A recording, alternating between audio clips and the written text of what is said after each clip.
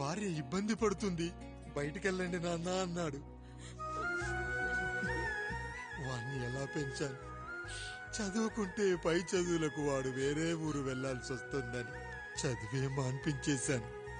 జ్వరం వస్తే ఆ మాత్రలు చేదుగా ఉంటాయని నేనే మింగాను. నోరు తెరిచి అమ్మ కావాలన్నప్పుడల్లా ఎంతమంది అమ్మల్నిచ్చాను. నాన్న అన్న ప్రతిసారి నాన్నల్ని ఇవ్వలేకపోయానని వాడికి నా మీద కోపమో ఏమో జానకి. నిజమేనండి, మనమంతా ఇలా లేమే. మన కుటుంబానికి దిష్టి తగిలింది. మా నాన్న మరణంతో ఆస్తిపోయి తమ్ముళ్లతో నడి రోడ్డున పడ్డప్పుడు ఇలాంటి కష్టాన్ని మొదటిసారి అనుభవించాను.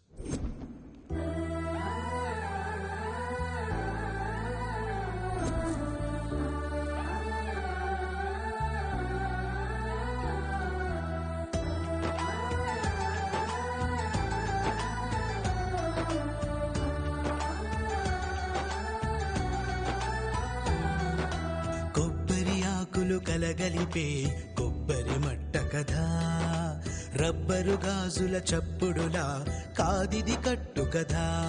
జిగురే కలిగినదే మమతే అతికిన బంధం, కోవే కరగనిదే ఎప్పుడూ వెలిగే దీపం. చెమటైన సాంబారే కష్టాలలోన ప్రేమ గిన్నెలో. మన కుటుంబాన్ని విడదీసేది బ్రష్ అయినా సరే అది మనకొద్దురా. 5,000 లాంటి మనకు ఈ 4 బ్రష్లు అవసరమట్రా.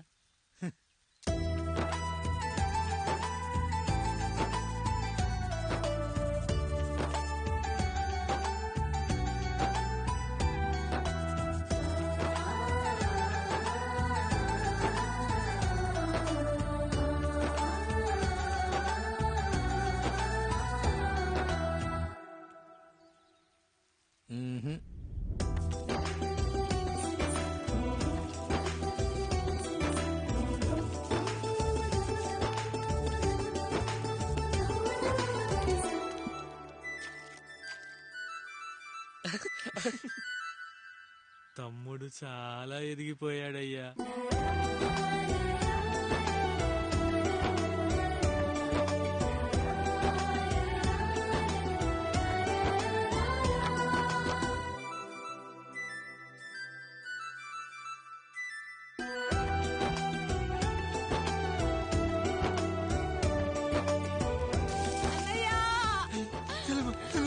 అయ్యో ఈ పండుగ కాదు తల్లి, ఎంత మంచి. నానేం చెప్పాడో తెలుసు కదరా, కష్టమైన సుఖమైన కలిసి పంచుకోవాలరా.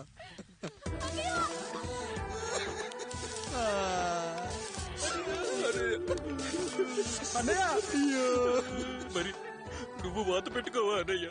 ఈ బాధ నా బాధ కాదట్రా. అమ్మా అమ్మా అమ్మా అమ్మా.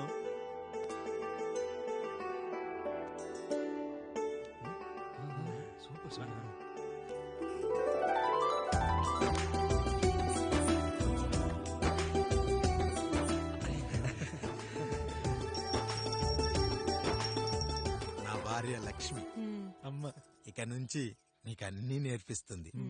ఏరా, చెల్లెళ్ళు అడిగితే అమ్మనిచ్చాను, తమ్ముళ్ళు అడిగితే ఇవ్వలేనా? జానకి, వీళ్ళు నా తమ్ముళ్ళు, ఇక నుంచి మన బిడ్డలు. అన్నయ్య మమ్మీ. ఆ అమలాపురం, ఈ ఇచ్చాపురం, ఊహాపురం. నమస్కారం. పిల్లలు బడికొస్తారంట మాస్టారు. బాగా చదవండి, పై చదువులకి పక్కూరు వెళ్ళాలి. ఏ ఈ ఊళ్ళో చదువుకోకూడదా? మన ఊర్లో కాలేజీ లేదు కదయ్యా. ఏరా, నన్ను వదిలి కాలేజీకి వెళ్తారా? నేను చదువుకుంది చాలదా? నా చదువులు మీ చదువులు కావా? మా కుటుంబాన్ని, మా అన్నదమ్ముల్ని విడదీసే ఈ చదువులు మాకొద్దు మాస్టారు, వద్దు. గోడలకు పిడకై తెగ బిగువై మురిసే బంధం, మేడలకు తడికై దూరంగా ఉండదులే. తీగకు పాకై గూడల్లే నిలిచే చందం కాకులకు ఈకై ఊరిక నేరాలదులే.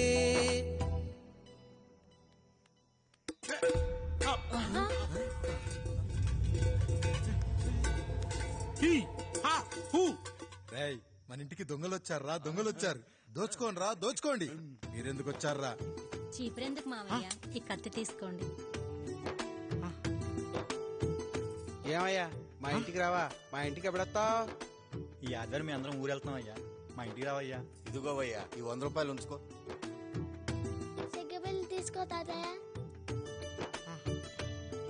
ఏమిటి ఏమిటి ఆప్యాయత అనురాగాలు? ఇదంతా మాకు పాపారాయుడు గారు ఈ ఊరికి నేర్పిన సంస్కారం. మా ఊరికి ఎవరైనా వస్తే ఒట్టి చేతులతో పంపం.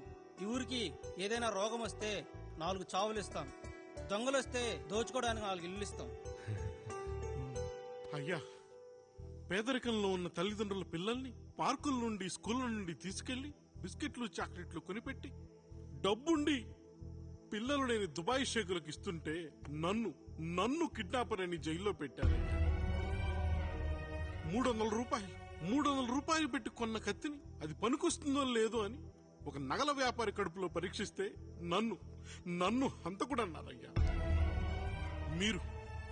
మీరే ఈ కాముణ్ణి అర్థం చేసుకున్నారు. నేను మీ ఊర్లోనే ఉండిపోతానయ్యా, మీ ఊర్లోనే ఉండిపోతాను. సరే కాముడు, సరే. కుమ్మరోళ్ళున్నారు, కమ్మరోళ్ళున్నారు, కంచరోళ్ళున్నారు, కాసోళ్ళున్నారు. ఇక్కడ కంసాలున్నారు, పద్మశాలున్నారు, ఆచార్లున్నారు, పూజారులున్నారు. రెడ్డి, నాయుడు, చౌదరి, దళితులు కూడా ఉన్నారు. హిందువులు, ముస్లింలు, క్రిస్టియన్స్ కూడా ఉన్నారు. కానీ ఒక దొంగ మాత్రం లేడు. ఈ రోజు నుంచి నిన్ను దొంగగా నియమిస్తున్నాను. ఈ ఊళ్ళో 4 ఇళ్ళు దొంగతనాలు చేసుకొని హాయిగా ఉండండి రా, హాయిగా ఉండండి. అయ్యా, మీ కుటుంబం అనే కొబ్బరి మంటలో నేను ఒక ఆకునవుతాను. అయ్యా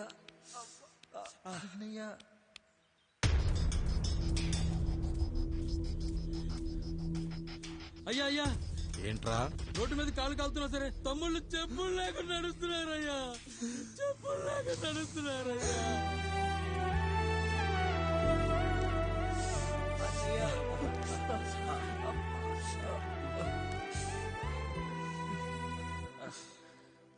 చెప్పులు లేకుండా నడుస్తుంటే కాళ్ళు కాలుతున్నాయట్రా.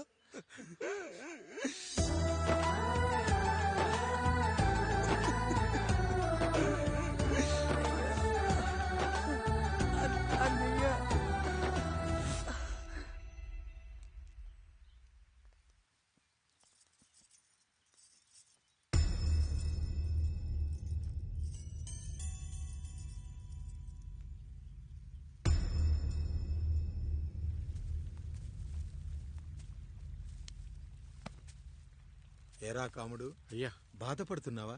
పెళ్ళేమైనా చేయమంటావా? వద్దులేండి అయ్యా, నాకిది ఉందిగా చాలు. దీంతో నేను ఎలాగోలా సరిపెట్టుకుంటాను. దీనితో పాటు జీవితంలో నీకు ఓ తోడు కావాలి. రే గంటోడా, అయ్యా, ఇక నుంచి కష్టాల్లో సుఖాల్లో వీడికి అన్నీ నువ్వేరా. మీరు శాసించాక నేను వేరే ఏదైనా ఆశించగలనా పెద్దయ్యా?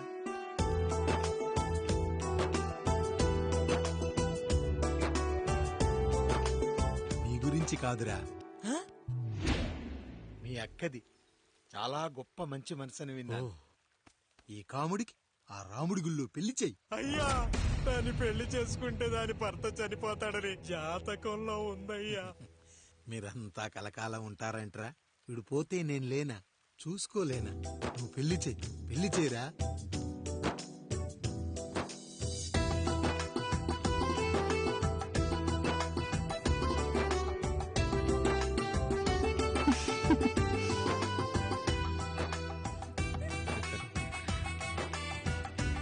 ఓం మాంగళ్యధంతునామేణ మమ దేవన హేతునాం కంఠే పద్మామే సుమదే సంజీవ శరద శతం. అయ్యా, ఏంట్రా? మీ చేత్తో నాకు దొంగగా జీవితాన్ని ఇచ్చారు. ఇప్పుడు ఒక భర్తగా భార్యనిచ్చారు. అదే బంగారు చేత్తో ఒక్క ముడివేసి పెట్టండి అయ్యా. మీ నీడను మేము చల్లగా ఉంటాం. రెట్టలకు పిట్టై లోలోనే దాచే అందం, మట్టలకు చెట్టై పట్టుంచే సంబంధం, చుట్టలకు పిట్టై దాచుంచే ఓ సుమగంధం, గట్టుపై తొట్టై నీరిచ్చే అనుబంధం, సిగలో చుండ్రల్లే లోతైనది బంధం, దులిపే బలమున్నా అది రాలిపోని మేటి సంబంధం. ఏంటి బుజ్జి, ఏమైంది? పండు, నీకు పెళ్లి చేసిన మరుక్షణం నీ భర్త చనిపోతాడని జాతకంలో ఉంటే ఆయన నన్ను నీకిచ్చి పెళ్లి చేశారు. నేను పోతే నా భార్య పరిస్థితి ఏంటయ్యా అని అడిగితే నేను లేనారా అన్నారు. ఆయన చేసిన త్యాగం మామూలు త్యాగం కాదు. ఒకవేళ పొరపాటున నాకేమైనా జరిగితే? అయ్యయ్యో, అంత మాట అనకండి. మీరు వేరే చెప్పాలా? మొన్నటిదాకా తమ్ముడు, ఇప్పుడు ఈ కాముడు, తర్వాత రాయుడు. ఒరేయ్ కాముడు, పెళ్ళైన దగ్గర నుంచి మీరు సరదాగా గడిపిందే లేదు. మీరిద్దరూ సరదాగా హనీమూన్కి వెళ్ళిరండి. ఏ ఊటీకో కొడైకెనాల్కో. ఇదిగో టికెట్లు. అయ్యా, మీరు దేవుడయ్యా. ఇక్కడ పనులాగకుండా నువ్వు ముందుగా వెళ్ళిరా. నువ్వు తిరిగి వచ్చిన తర్వాత పండు వెళ్తుందిరా. అయ్యా, ఒక పని మనిషిని మీరు ఇంతగా ఆదరిస్తున్నారయ్యా. నువ్వు పని మనిషి ఏంటి పండు? నీలాంటి స్త్రీమూర్తిని ప్రతి మగాడు అమ్మలా చూసుకోవాలి.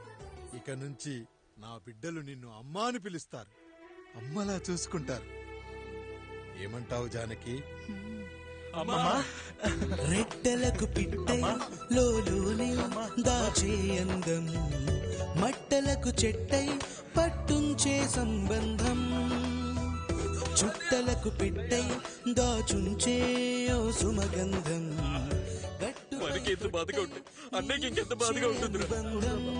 సిగలో చుండ్రల్లే బాధ నా బాధ కాదట్రా. దులిపే బలమున్నా అది రాలిపోని మేటి సంబంధం.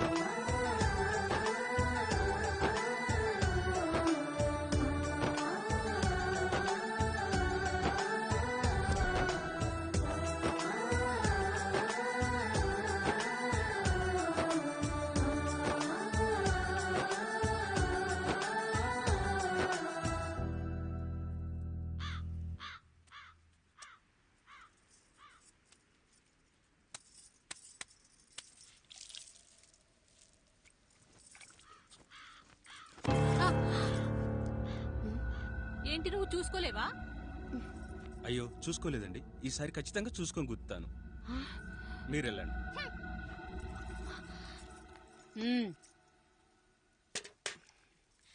చూడమ్మా, నువ్వు మా కూతురవ్వడానికి ముందే రాయుడు మాకు దేవుడు. ఆయన కుటుంబం మనకు దేవాలయం. వాళ్ళు కొట్టినా తిట్టినా మనం అరవకూడదమ్మా.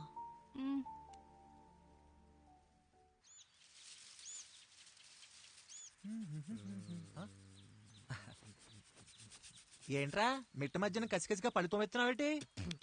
మీకేంట్రా పెళ్లిలో పెళ్ళి కాని కాని కానీ హే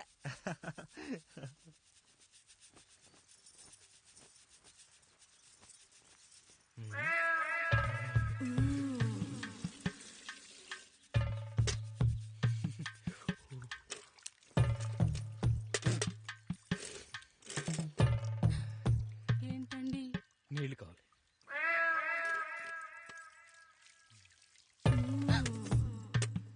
ఆయన కుటుంబం మనకు దేవాలయం.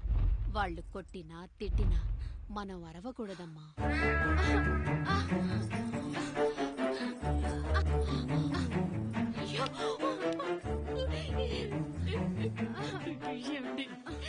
ఏదో ఒకటి చెయ్యండి మీరు. వద్దు పండు, పెద్ద ఆయన దగ్గర మాటొస్తుంది. నేను చూడలేదు.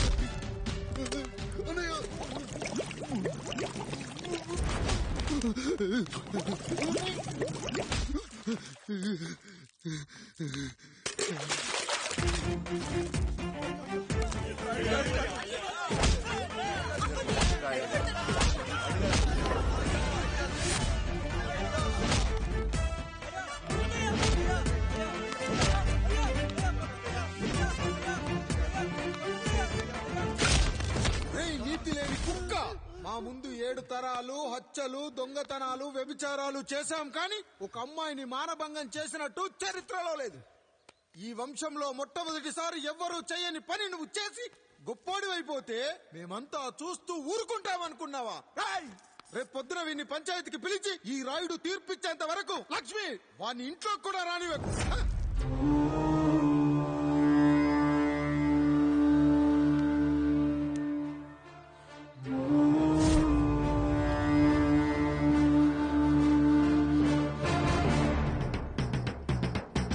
ఇందు మూలంగా 50 మందికి తెలియజేయడం ఏమనగా పెదరాయుడు గారి కుమారుడు ఆయన తన ఇంట్లో పనిచేసే కాముడు కూతురుపై మానభంగ ప్రయత్నం చేసినందున రచ్చబండ దగ్గర తీర్మానం చేయబడింది.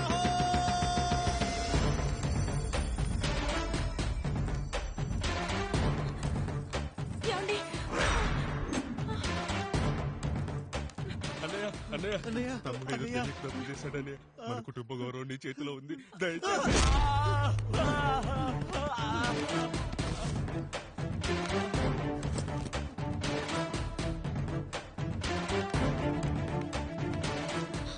అయ్యా అయ్యా, తీర్పిచ్చే ముందు ఒక్కసారి ఆలోచించండి అయ్యా. ఎంతైనా మనింటి బిడ్డయ్యా. అవునయ్యా, అన్యాయం జరిగింది మా బిడ్డకి. చిన్నబాబు ఏదో చిన్న తప్పు చేశాడని. మనుషుల్లో 2 రకాలు. ఒకడు రోడ్డు మీద వెళ్తూ పొరపాటున పేడను తొక్కింది పేడ అని తెలుసుకొని నీట్ గా వెళ్లి కడుక్కుంటాడు, వాడు ఉత్తముడు. ఇంకొకడు అదే పేడను తొక్కి రోడంతా బరబరా గీసి పరిసరాలను అపవిత్రం చేసి అప్పుడెళ్లి కడుక్కుంటాడు. అలాంటి నీచుడు నా కొడుకు. నేను 3వ రకం. తొక్కింది పేడ అని తెలిసి కూడా దాని వేలుతో తీసుకొని ముక్కుతో వాసన చూసి ఆ దుర్వాసన భరించి కడగాల్సింది చెప్పు కాదు, కడగాల్సింది పేడ అని తీర్పిచ్చేవాడే ఈ రాయుడు.